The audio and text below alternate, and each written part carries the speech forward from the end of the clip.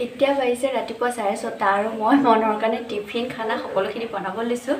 আৰু আপোনালোকক দেখুৱাম মই এইবিধ শাক বনাই আৰু ৰাতিপুৱা মই মানে তাক কিবা এটা হেল্ডি বস্তু বনাই মানে খুৱাবলৈ বিচাৰোঁ কিন্তু সময়ৰ অভাৱৰ বাবে নোৱাৰোঁ কিন্তু আজি মই তাক বনাই খুৱাম কাৰণ দেৰি হ'লে শাকটো হজম নহয় ন স্কুলৰ পৰা আহোঁতে বহুত দেৰি হৈ যায় সেইবাবে আজি আপোনালোক বনাই দেখাম চাই থাকক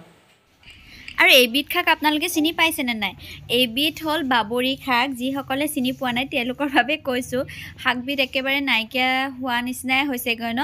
আৰু শাকবিধ খাই সঁচাকৈ বহুত বেছি ভাল লাগে যিসকলে খাইছে গমেই পায়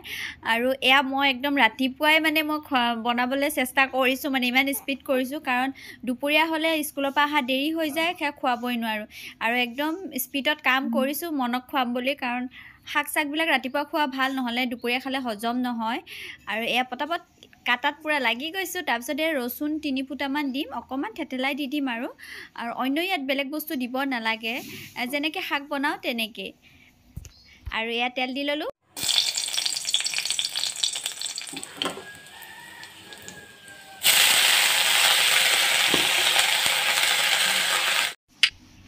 শাক বনাওঁতে এনেও বেছি সময় নালাগে আৰু এনেকৈ ঢাকি ঢাকি মই বনাই আছোঁ আৰু ৰাতিপুৱা শাক বনাব পাৰিছোঁ কাৰণ বেবী লৈ আছে বাপেক থকাৰ বাবে বনাব পাৰিছোঁ নহ'লেনো ক'ত বনাব পাৰিলোঁ হয় ৰাতিপুৱা শাক কাটি বাছোঁতে বহুত সময় লাগে আৰু এয়া জলকীয়া দি দিছোঁ কাৰণ জলকীয়া আমাৰ ঘৰত সকলোৱে বেছিকৈ খায় ইয়াতকৈ বেছিকৈ দিলেও খাব পাৰোঁ তথাপিও ৰাতিপুৱা সময় 3টা জলকীয়া দিছোঁ আৰু এয়া কণী 2টা লৈছোঁ কণী 2টা এয়া শাকত ভাঙি দিছোঁ শাকখিনি যেতিয়া ভজা হৈছে তেতিয়া কণী 2টা ভাঙি দিছোঁ আৰু ভাঙি একদম ধুনীয়াকৈ লৰাই আছোঁ আৰু যেনেকৈ আমি কণী গুড়া ভাজোঁ তেনেকৈ বনাইছোঁ আৰু চাওকচোন শেষত খাবলৈ খুব টেষ্টি তেনেকৈ বনাই খাবচোন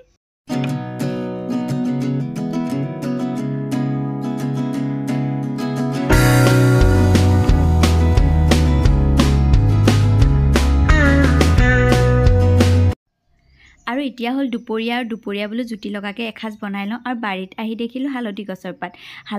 পাত 3 খিলা লৈ ল'লোঁ শুকায়ে গৈছে তথাপিও ল'লোঁ আৰু 3 খিলা আৰু এয়া আনি ল'লোঁ দেখিছেনে পাত কিখিলা শুকাই গৈছে আৰু এয়া মাছ আদা ৰচুন জলকীয়া ধনিয়া পিঁয়াজ আৰু সৰিয়হত ৰঙা জলকীয়া দি পিচি লৈছিলোঁ আৰু এতিয়া গোটেইখিনি এনেকৈ সানি ল'ম আৰু পাতকেইখিলা দেখি আপোনালোকে গমেই পাইছে শুকাইছে তথাপিও মানে হালধি গছৰ যোনটো মানে পাতৰ গোন্ধ ক'ব নালাগে মই কিন্তু বহুত বেছি ভাল পাওঁ মই কিবাখিনি এনেকৈ বনাই খাওঁৱেই মানে হালধি গছৰ পাত দি আৰু কেঁচা আদাৰ সেইটোও ভাল লাগে পাতটো দি বহুত ভাল লাগে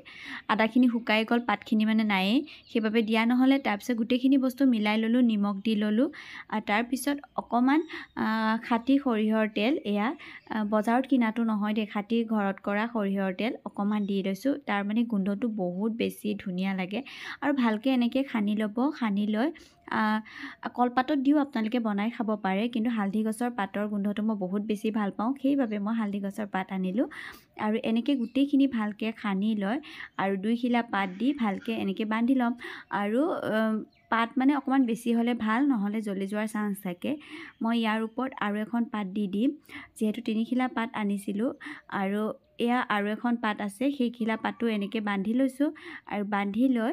কি কৰোঁ আপোনালোকক দেখুৱাই আছোঁ শেষলৈকে ভিডিঅ'টো চাই গৈ থাকিব তেতিয়াহ'লে আৰু এয়া মই টাৱা পাতি ল'লোঁ আৰু টাৱাখন গৰম হোৱাৰ লগে লগে এনেকৈ দি লৈছোঁ বান্ধিব নালাগে হালধি পাতকেইখিলা এনেকৈ আপোনালোকে ঢাকন মাৰি দিব গেছটো অকণমান কমাই থৈ আৰু মাজে মাজে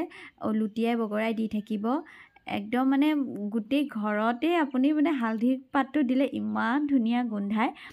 কি ক'ম আৰু এনেকৈ লুটিয়াই বগৰাই দিয়াৰ পিছত এয়া আধা ঘণ্টাৰ পিছত এয়া মোৰ হৈ গ'ল ভাপত দিয়া মাছ এনেকৈ আপোনালোকে বনাই খাবচোন বহুত সহজ হয় আৰু খাবলৈ সঁচাকৈ বহুত বেছি জুতি লগা হয় আৰু এয়া চাওক দেখিলে নহয় ইমান ধুনীয়া গোন্ধ বনাই কিন্তু এবাৰ খাব আৰু তেতিয়াহ'লে আজিৰ ব্লগটো মই ইমানতে শেষ কৰিম যদি ভাল পালে লাইক কৰিব শ্বেয়াৰ কৰিব যিসকলে মোৰ চেনেলত নতুনকৈ আহিছে প্লিজ ছাবস্ক্ৰাইব কৰি যাব আকৌ এটা নতুন ব্লগ লৈ আপোনালোকৰ মাজলৈ আহি আছোঁ তেতিয়ালৈকে বাই বাই